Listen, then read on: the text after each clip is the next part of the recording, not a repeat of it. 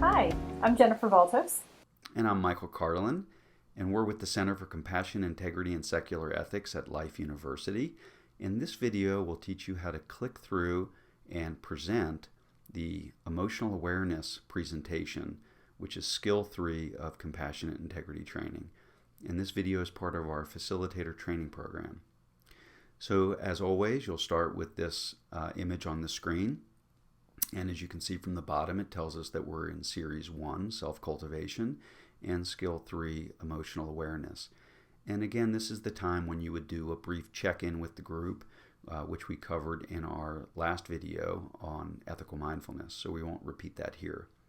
But after you've had a chance to do your check-in and everyone's seated and ready to go, you'll click to the next slide, which will build, and we'll have all the different series will come up automatically.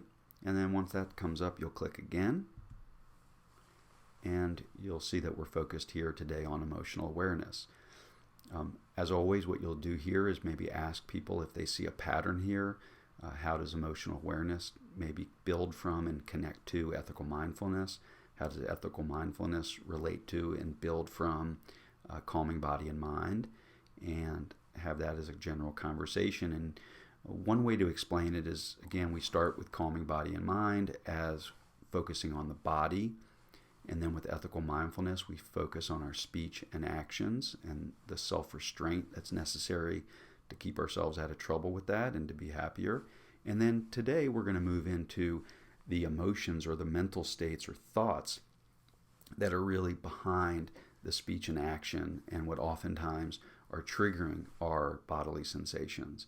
So again, we're peeling back the layers of the onion to go deeper and deeper into kind of those causes of our happiness and difficulties and suffering, and figuring out how to transform those to make ourselves happier and those around us happier.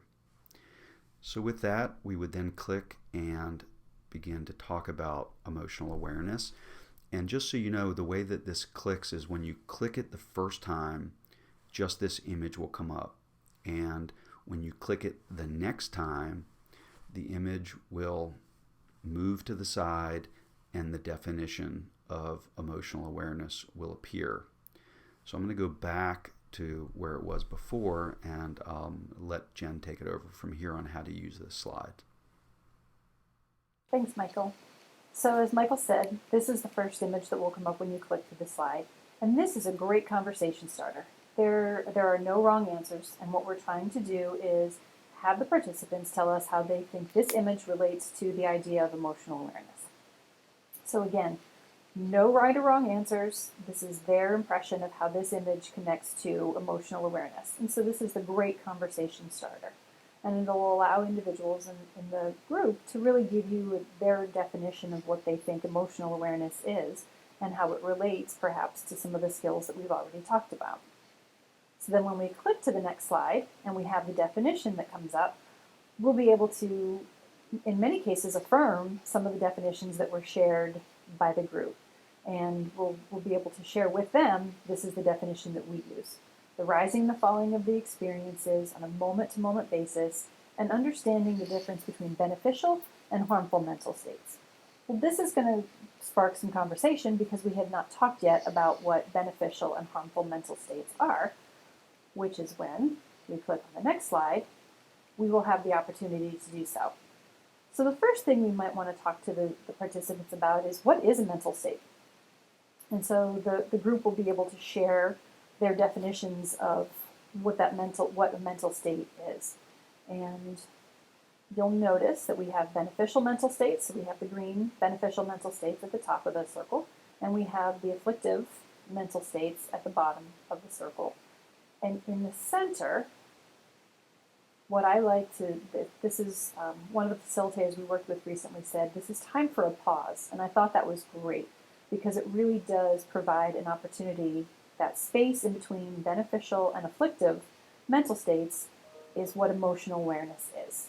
And it's that pause, it's that space for reflection between what a beneficial or an afflictive mental state is.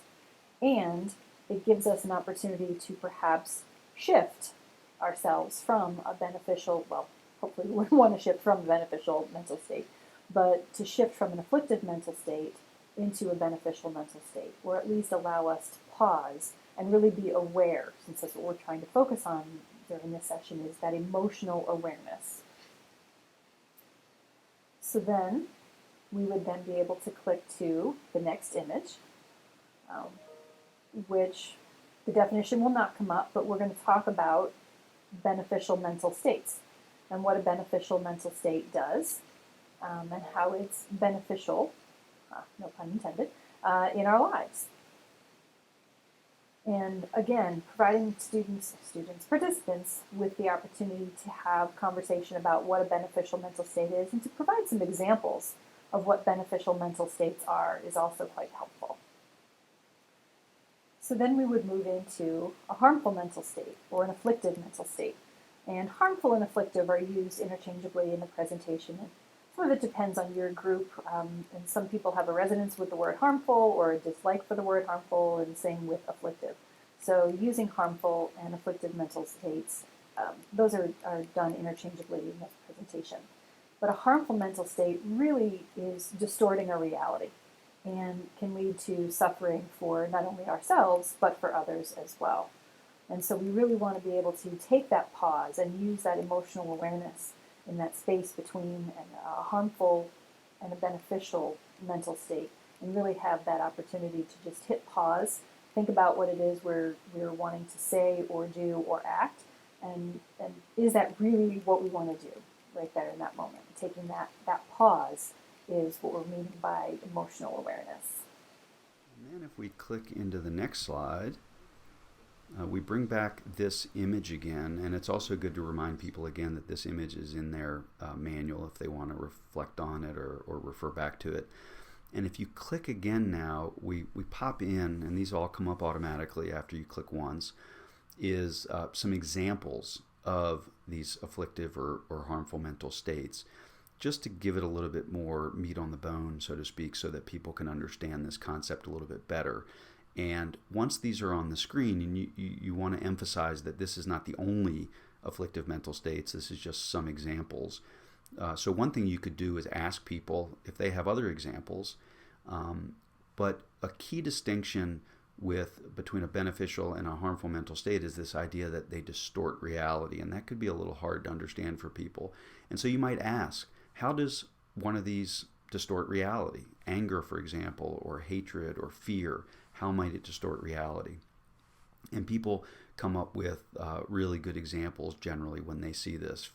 One example might be how when we're angry at somebody, the only thing we think of is the harm that person's caused us, or that the bad things that they do, or constantly we say in our minds that they do, and we ignore all the positive things they might do for us or for other people. So that's just one example, but people tend to be very good at giving some examples of this. And of course, like everything, you should have some of your own examples to share. But by doing that, it gives a little bit more of a concrete feel to what we mean by afflictive or harmful mental states, and enables them to really understand the difference. And then if you click one more time, a series of beneficial mental states will appear on the screen. And this again will further help individuals understand the difference between beneficial and harmful or afflictive mental states, and will be a good way for them to see that it's not just about the way our minds can distort reality and they can cause us suffering, but there's also all sorts of wonderful beneficial mental states that we experience all the time and that we can cultivate, which we'll do not in this session but in future sessions. But for now, the idea is to cultivate ultimately that pause, that equanimity that enables us to step back for a second and see how these different mental states appear in the space of the mind, and how we can begin to discern between those that are afflictive or leading us towards harm, and those that are beneficial or leading us towards well-being for ourselves and others.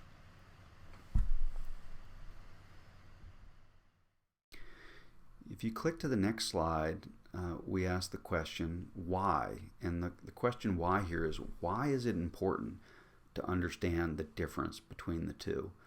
And again, you can open it up for some conversation here.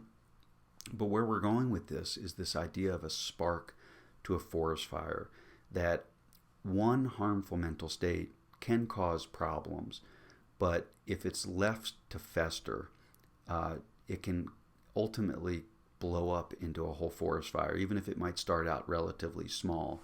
So, for example, the spark, and then you click to the next slide, can sometimes lead to a forest fire, and that forest fire could look very, very ugly. And there's lots of examples that you can use of how this can happen. I don't think people need many examples, but the idea that one little stimulus can cause a huge cascading effect of issues that cause problems for ourselves and for others. So one way to understand it is through this metaphor of going from a spark to a forest fire.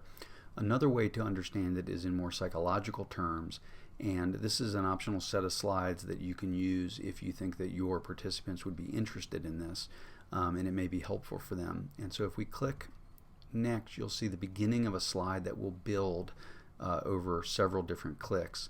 And as you can see, this is taken from the Atlas of Emotions that was created by Paul Ekman and Eve Ekman, two leading emotion researchers.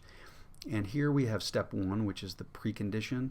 So before even the spark occurs, before there's any kind of event that happens, we are in a particular state. It could be a beneficial state, it could be a harmful state, we could be hungry, we could be tired, we could have just experienced something that was pleasant or unpleasant. Whatever that is the precondition before something happens. Next, we have step two, which is a combination of three things. It's really the trigger, right, which is, in our words, maybe the spark that we're talking about. But that spark is the combination of a couple things. It's the combination of some sort of event, which could either be physical, we could have some form of sense impression through our eyes, our ears, our taste, our touch, something of that nature, or it could just be a mental event. It could be a thought, it could be a memory, it could be something that triggers us in some way.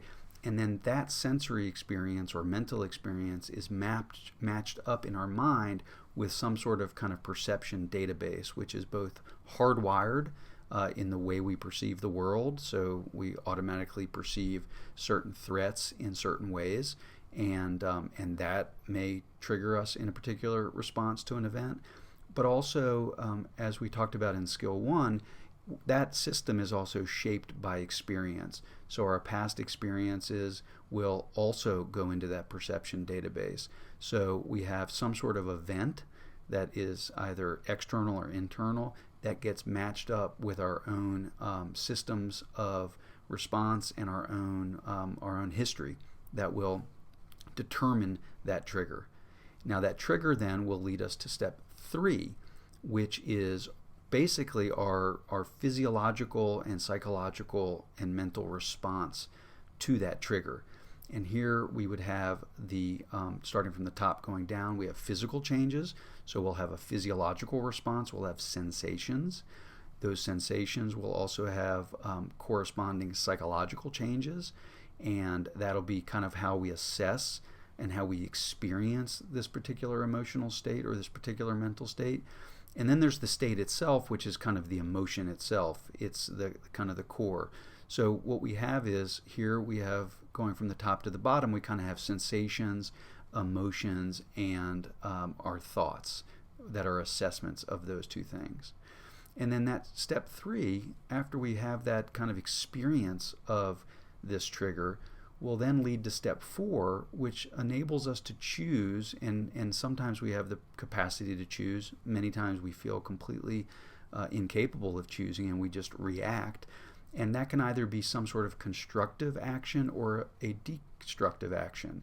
And what the words we would use would be, would this be some sort of beneficial action or some sort of harmful action? And when we use the word action here, we're not necessarily talking about something that we're doing with our body or our speech or something like that. It could also be another thought. We could have another thought in reaction to this state. And that thought could also be similarly constructive or destructive. And no matter how we respond, that will, of course, then take us to step 5, which would be some sort of post-condition. So using an example, if somebody, if I was tired, and that would be my precondition, and then somebody confronted me, and that would be some sort of event that would potentially trigger me because based on my precondition, and maybe it was not a person, but let's say it was a dog that was coming towards me, and based on my previous history, I'd had bad experiences with dogs, and so that event combined with my precondition and my previous history will create a form of trigger that will generate a kind of emotional state with physiological and physical changes, as well as psychological changes that will then either enable me to, or will either trigger then a constructive or destructive action, which could again be a thought or an actual behavior or something. And then that will create the post-condition. So for example, if I shout at the dog as a action as a result of this pathway, then that may create a post-condition where the dog gets even more angry at me or maybe lunges at me, and that would be an example of a post-condition. So again, this is another way of looking at it. Now, of course, each post-condition then becomes the precondition. So if you click one more time, you'll see faintly this dotted line, which draws a line from the post-condition back to the precondition, because that post-condition becomes the precondition for the next one. If you click one last time, you'll see that that gray box gets filled in at the bottom with this concept of selective filtering period. And this is that same moment of pause, perhaps. This is the chance where if we have emotional awareness, we can choose. Do we do a destructive action or a constructive action? With that action again could be potentially just a beneficial thought or a destructive thought. And that's where that selective filtering process comes in, and the practice of equanimity helps us to see that, and the practice of emotional awareness helps us to see that. Now, if you click again, the slide will reduce down, and if you click one more time, a line will generate saying over time how this can cascade, and we can go in psychological terms from a spark to a forest fire. So in order to understand all this even better, we're going to move now into a group activity.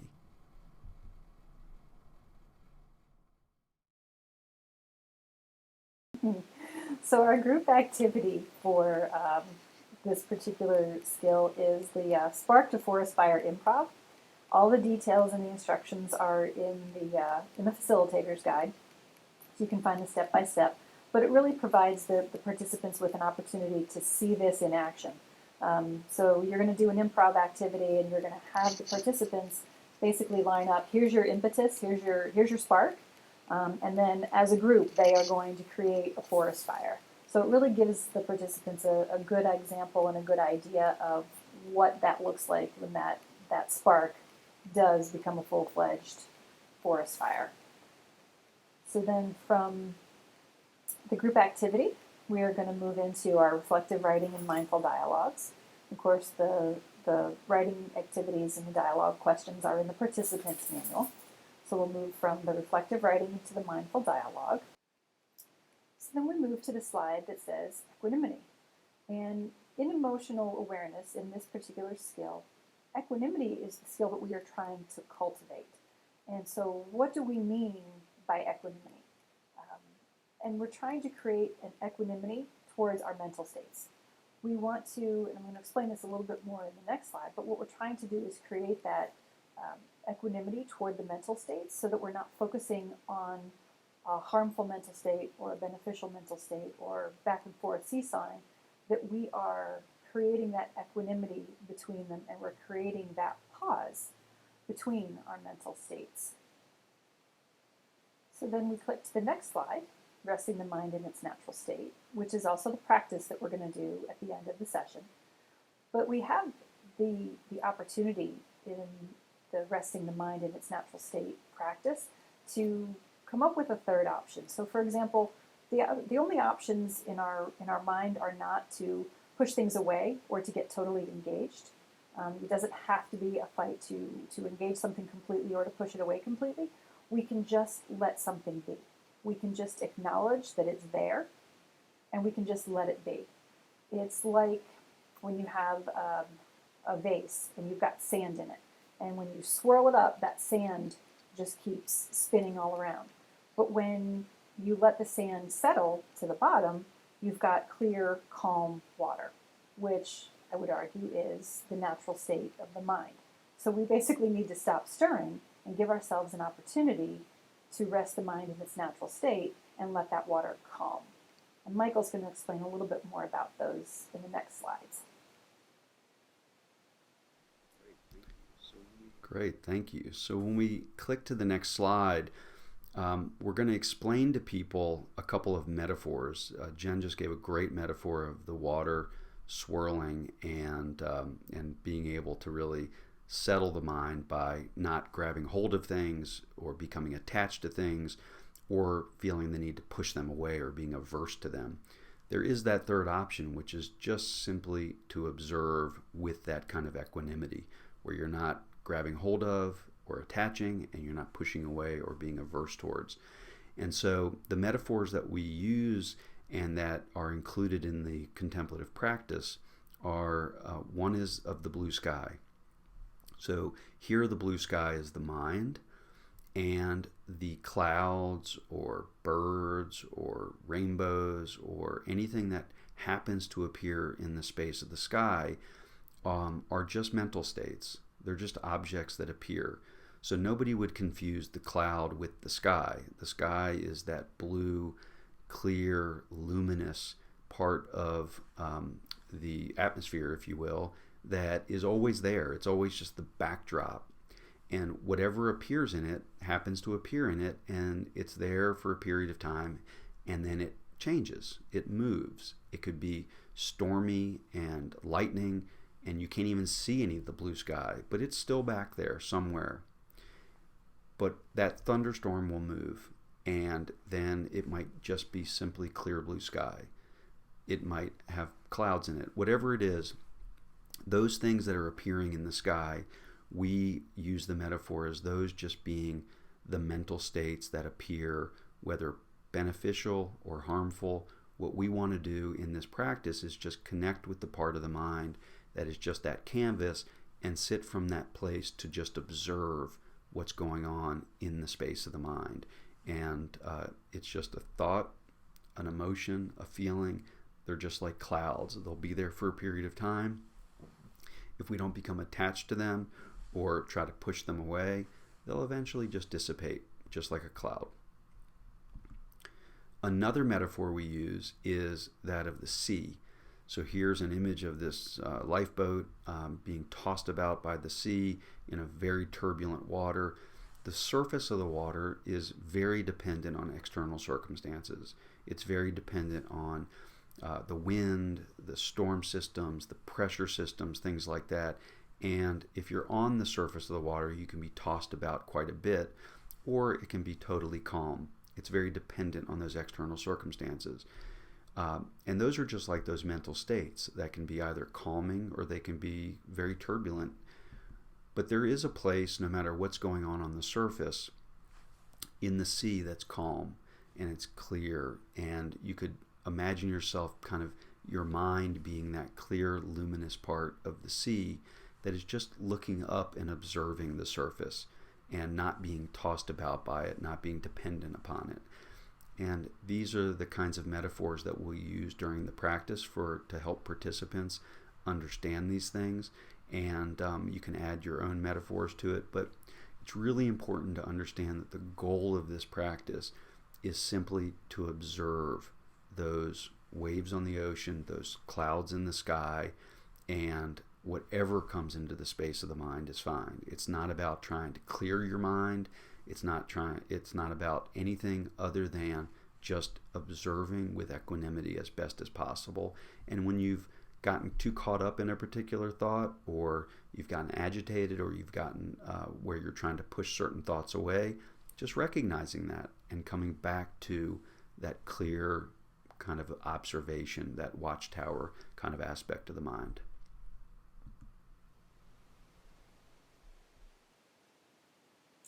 So then we would move into our contemplative practice, which is the resting the mind in its natural state practice, and allow the participants the opportunity to put some of these skills into practice, into play.